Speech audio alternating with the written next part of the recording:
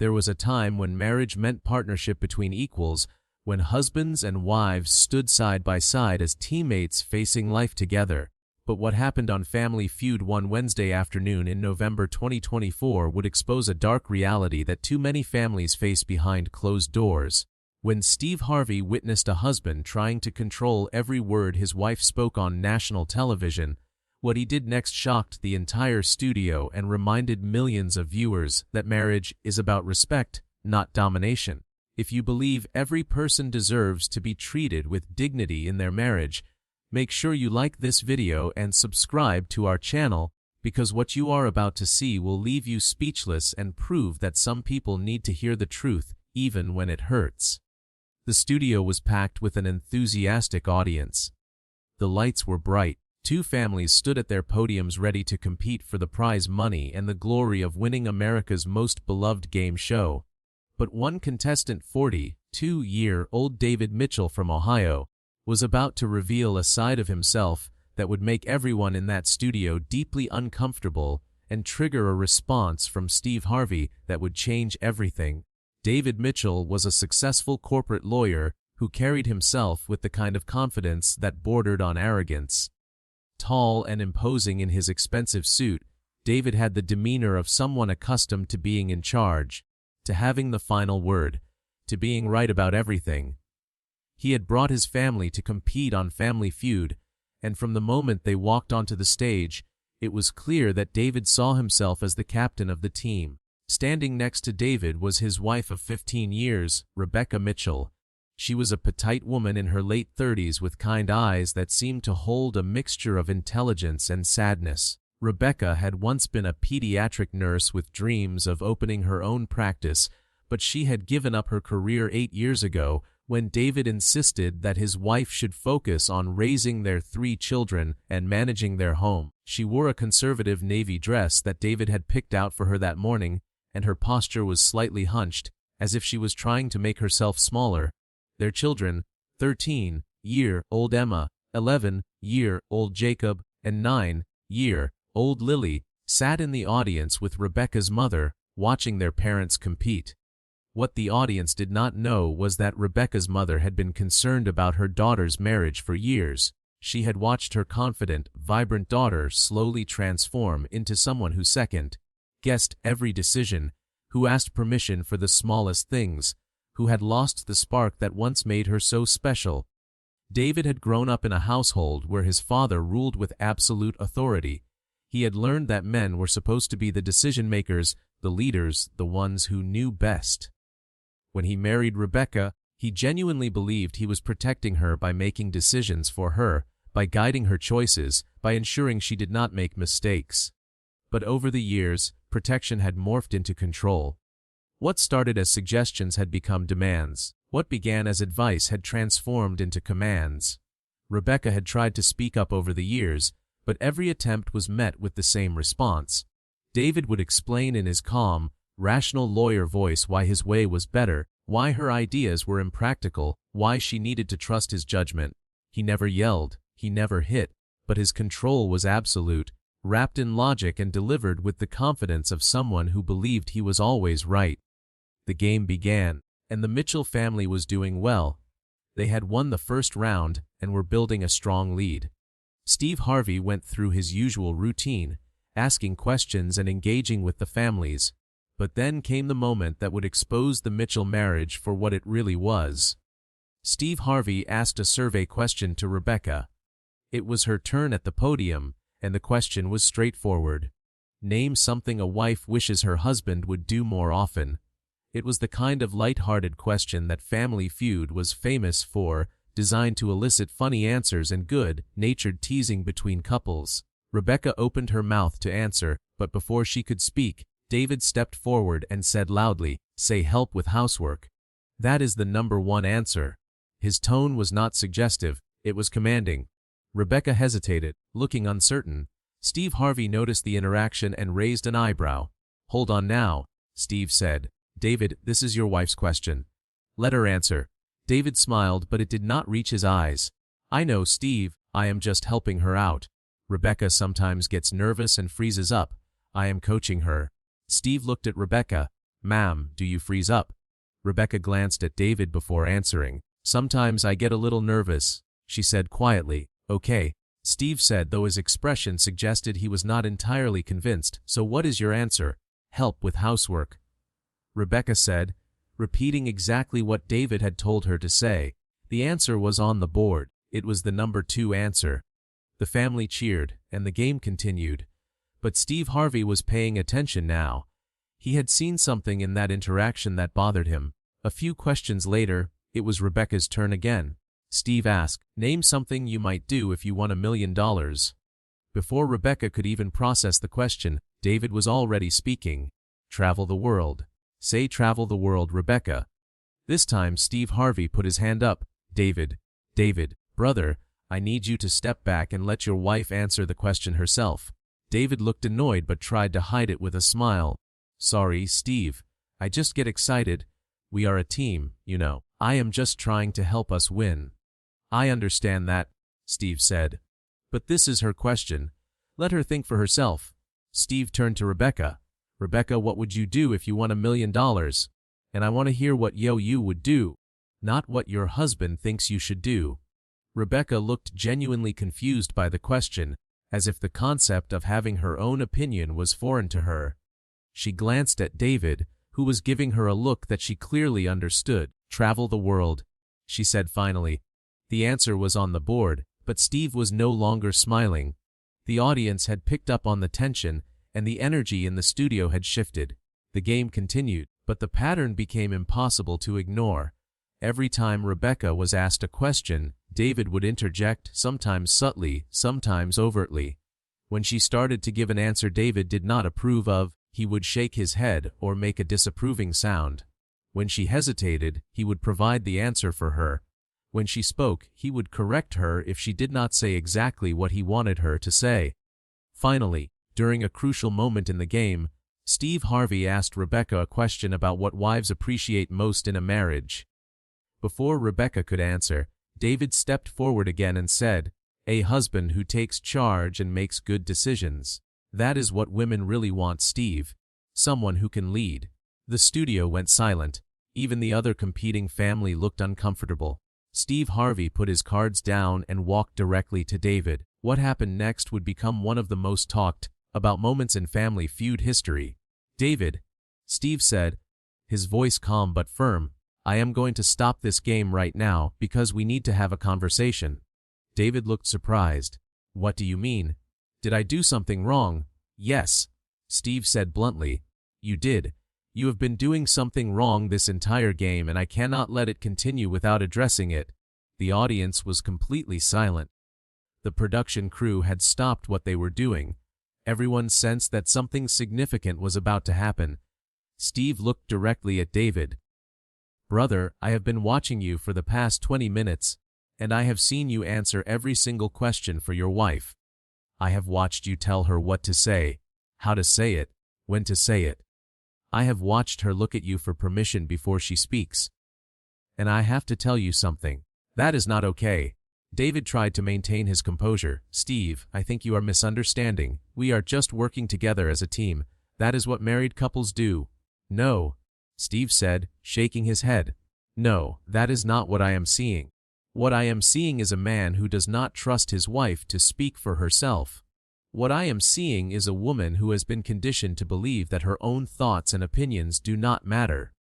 What I am seeing is control, and I am not going to stand here on my show and pretend I do not see it." The audience gasped. David's face flushed red. "No, wait a minute, Steve. That is completely out of line. You do not know anything about our marriage." "You are right," Steve acknowledged. "I do not know everything about your marriage, but I know what I have seen in the last 20 minutes. And more importantly, I can see it in your wife's eyes. I can see it in the way she shrinks when you speak. I can see it in the way she looks to you for approval before she answers a simple question on a game show." Steve turned to Rebecca. "Ma'am, can I ask you something? And I want you to answer honestly, not the way you think your husband wants you to answer. When was the last time you made a decision without asking your husband's permission?" Rebecca looked terrified. Tears welled up in her eyes. She opened her mouth, but no words came out. David interjected. "Steve, you are upsetting my wife. This is ridiculous." "No," Steve said, his voice rising. "What is ridiculous is a grown man who cannot let his wife answer a question on a game show without telling her what to say. What is ridiculous is treating your partner like she is incapable of thinking for herself." Steve addressed the audience and the cameras. "Ladies and gentlemen, I need to talk about something real right now. This is not about a game show. This is about something I see too often in relationships. This is about control disguised as protection. This is about men who believe that being a husband means being a dictator instead of being a partner." He turned back to David. "You stand up here talking about how a husband should take charge and make good decisions. But let me tell you something about real leadership. Real leadership is about empowering the people around you, not diminishing them. Real leadership is about helping your wife become the best version of herself, not controlling every word that comes out of her mouth." David was visibly angry now. "You do not understand. I have built a successful career. I have provided everything for my family. My wife has never had to work or worry about money. I take care of everything.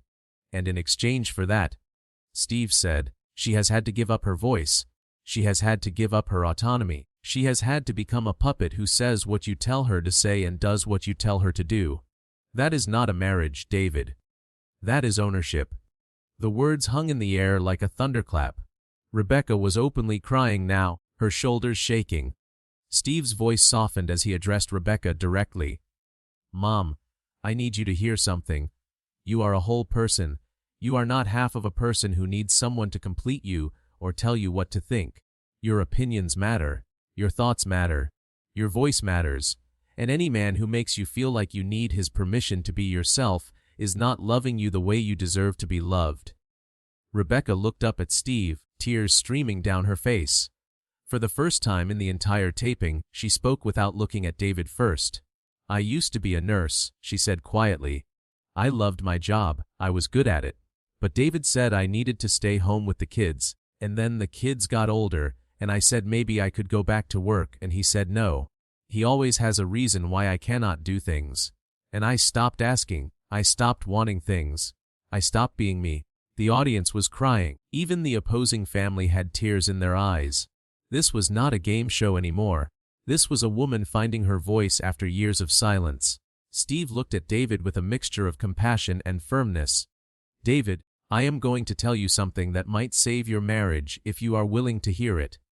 You do not own your wife. You do not get to decide who she is or what she does or what she says. You married a partner, not a possession. And if you do not figure that out, you are going to lose her. Maybe not today, maybe not tomorrow, but eventually she is going to wake up and realize that she deserves better than being controlled." David stood silently, his jaw clenched. For the first time, his confidence had cracked. He looked at Rebecca, really looked at her, and he saw the pain that he had been blind to for so many years. Steve continued, "You say you take care of everything, that you provide for your family.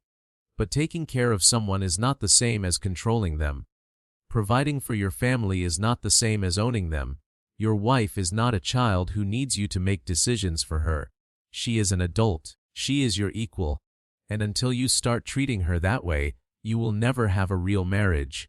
The cameras captured every moment.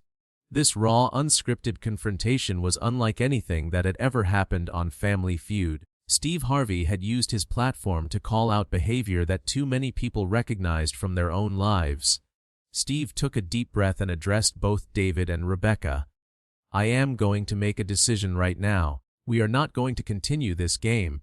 Instead, I am going to connect you with some people who can help. Marriage counselors who specialize in helping couples rebuild relationships based on mutual respect and equality. But David, you have to be willing to do the work. You have to be willing to admit that you have been wrong." David looked shaken.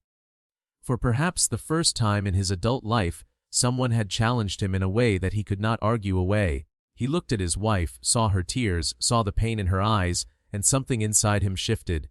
"I did not know," he said quietly. "I genuinely did not know I was hurting her like this." Steve shook his head. "That is the problem, David. You did not know because you never asked. You never stopped to consider how your wife felt. You were so convinced that you knew what was best that you never gave her the chance to tell you what she needed.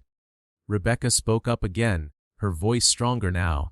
David, I have been trying to tell you for years. But you always talk over me. You always have an explanation for why your way is better. You never just listen. David looked at his wife, and for the first time, he truly heard her. I am sorry, he said, and his voice cracked. I thought I was protecting you. I thought I was being a good husband by taking care of everything, but I was really just being controlling. The studio erupted in applause, but Steve raised his hand for quiet. David, saying you are sorry is the first step, but the real work comes next. You need to learn how to be a partner instead of a controller. You need to learn how to trust your wife and respect her as an equal. Are you willing to do that? David nodded. Yes. I want to do whatever it takes. I do not want to lose my family. Steve looked at Rebecca. And Rebecca, you need to find your voice again. You need to remember who you were before you let someone else define you. That is going to take work too. Are you willing to do it? Rebecca wiped her tears and stood a little straighter. Yes, I want to be me again. The audience stood and applauded. Steve Harvey had done something extraordinary. He had used a game show platform to expose a destructive pattern and offer a path toward healing. After the taping ended, Steve personally connected the Mitchells with Dr. Sarah Thompson, a renowned therapist who specialized in helping couples navigate power imbalances and control issues. The Mitchells began intensive counseling, attending sessions 3 times a week. The therapy was difficult. David had to confront the fact that his behavior was emotionally abusive, even though he had never seen it that way. He had to learn that control is not love, that protection is not domination, that being a husband does not mean being a master. He attended men's groups where he learned about healthy masculinity and equal partnerships. Rebecca had her own work to do. She had to rebuild her sense of self after years of being told that her opinions did not matter.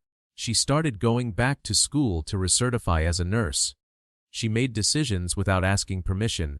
She learned to say no. She found her voice again, and it was stronger than it had ever been. When the episode aired 4 months after the taping, the response was overwhelming. The clip of Steve Harvey confronting David went viral immediately. It sparked a national conversation about control in marriages, about what constitutes emotional abuse, about the difference between partnership and ownership. Domestic violence hotlines reported a surge in calls from people who recognized their own relationships in what they had witnessed. Therapists shared the clip with clients who struggled to identify controlling behavior.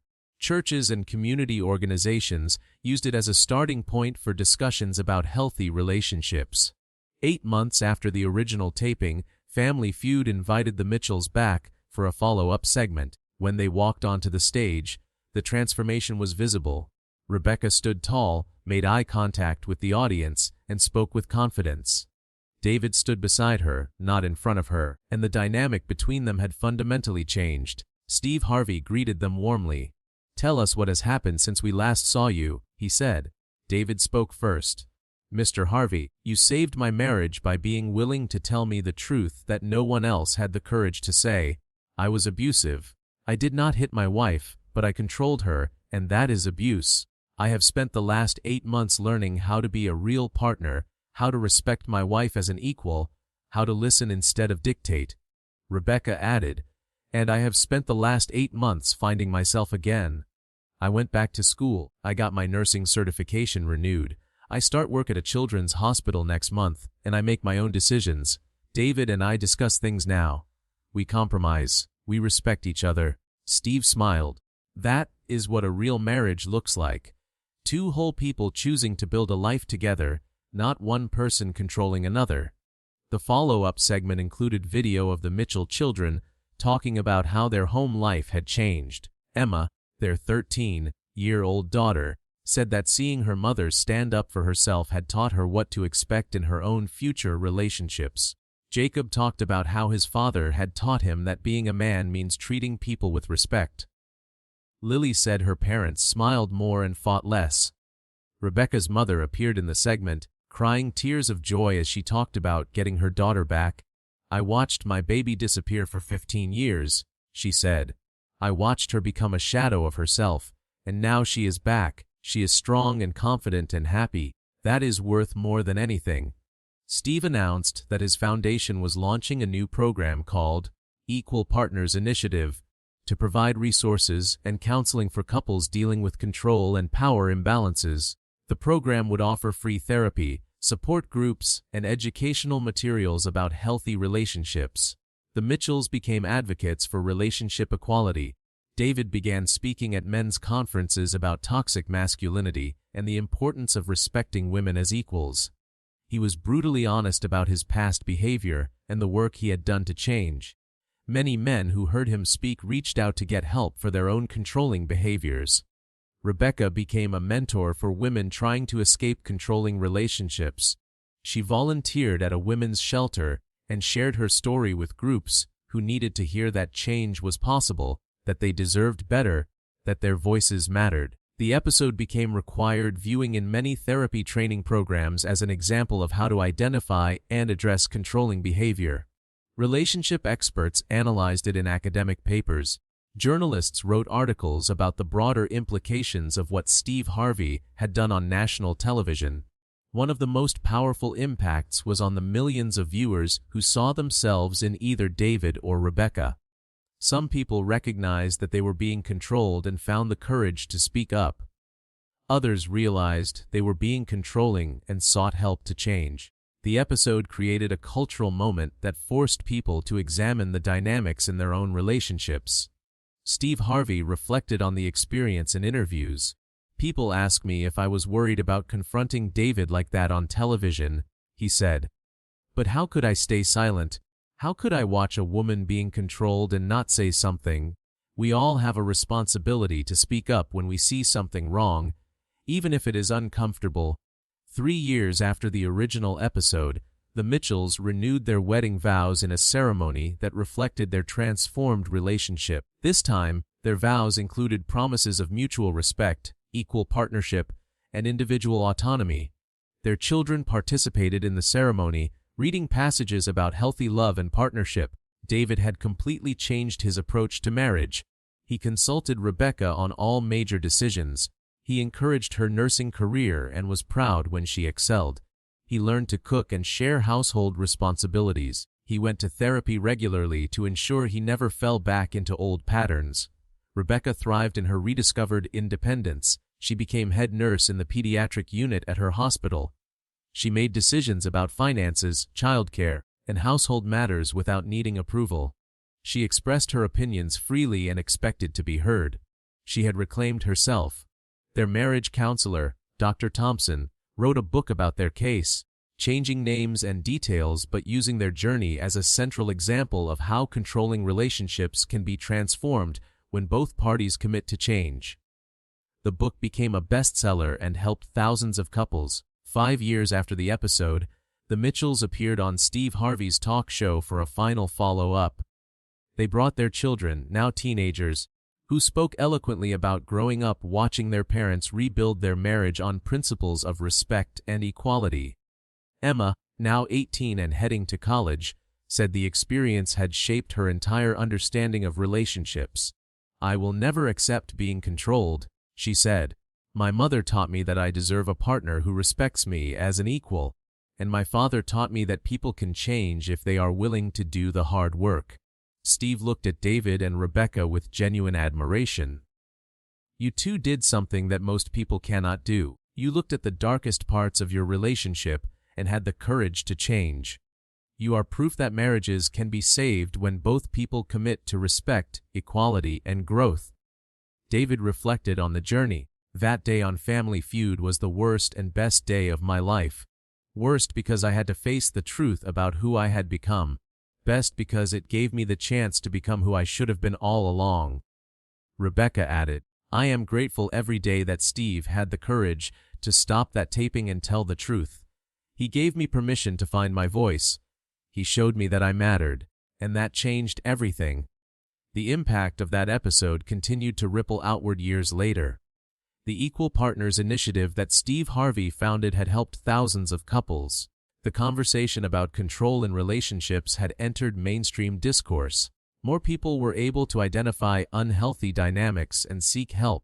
Mental health professionals credit the episode with helping destigmatize therapy for relationship issues, particularly among men who had been taught that seeking help was weakness. David's willingness to be public about his controlling behavior and his work to change gave other men permission to acknowledge their own issues. The episode also became a teaching tool in schools and universities. Students studying psychology, social work, and communications analyzed the interaction as an example of intervention, confrontation, and behavioral change. It demonstrated the power of using media platforms for social good. Rebecca's story inspired a support network for women reclaiming their autonomy after years in controlling relationships. The network provided counseling, job training, and community support. Rebecca volunteered as a mentor, helping women navigate the difficult process of rebuilding their sense of self. The Mitchell children grew up understanding healthy relationship dynamics in a way that many of their peers did not. They had witnessed firsthand both the damage of control and the beauty of mutual respect. They carried those lessons into their own relationships. Steve Harvey often cited the Mitchell episode as one of the most important moments of his career. "I have made people laugh for decades," he said. "But that day I used my platform to help save a family. That matters more than any joke I have ever told." The story of what happened on Family Feud that November afternoon became more than a viral moment. It became a catalyst for change, a conversation starter, and a testament to the fact that confronting uncomfortable truths is sometimes the most loving thing we can do. David and Rebecca Mitchell proved that even the most entrenched patterns can be broken when people are willing to acknowledge reality, do difficult work, and commit to genuine change. Their marriage became a model not of perfection, but of transformation. If this story opened your eyes to the difference between partnership and control, if it reminded you that every person deserves respect and autonomy in their relationships, make sure you subscribe to our channel and hit that like button. Share this message with someone who needs to hear it today, because marriages should be built on mutual respect, not domination. Love should empower, not control, and sometimes the bravest thing we can do is speak up when we see something wrong, even when it is uncomfortable. That is how we change lives. That is how we build better families. That is how we create a world where everyone is treated with the dignity they deserve.